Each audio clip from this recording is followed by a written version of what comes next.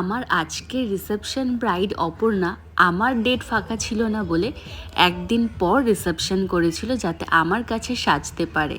High Aparna. High. তো আজকে reception, তো বলো আজকে কেমন লুক চাইছো?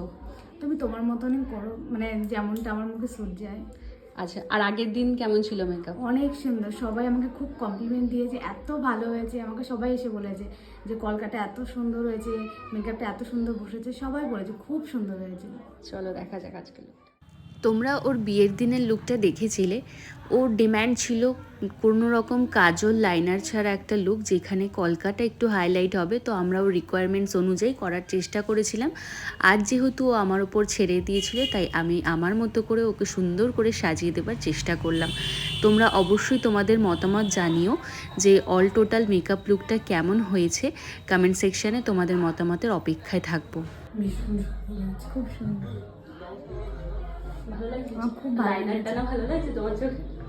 হ্যাঁ, আমার অনেক সুন্দর। 2025 এবং 26-এর ব্রাইডাল বুকিং চলছে।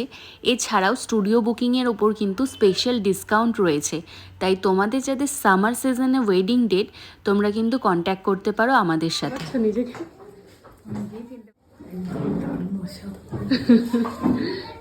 মানে আমাকেও যেমন লাগতে পারে আমি ভাবতেই পারি না। খুব সুন্দর লাগছে। বুকিংয়ের জন্য তোমরা আমাদের অফিসিয়াল নাম্বারে যোগাযোগ করতে পারো। আমাদের কন্ট্যাক্ট নাম্বার 7044511104।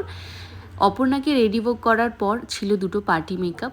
ওরাও ভীষণ সিম্পল নিউড একটা মেকআপ ডিমান্ড করেছিল, তো আমি এখানে দুটো এইচডি পার্টি মেকআপও তোমাদের সাথে শেয়ার করলাম। তোমরা কিন্তু অবশ্যই তোমাদের মতামত জানিও যে কেমন লাগলো। দেখা হচ্ছে পরের ভিডিওতে। সবাই খুব ভালো থেকো, সুস্থ থেকো, টাটা।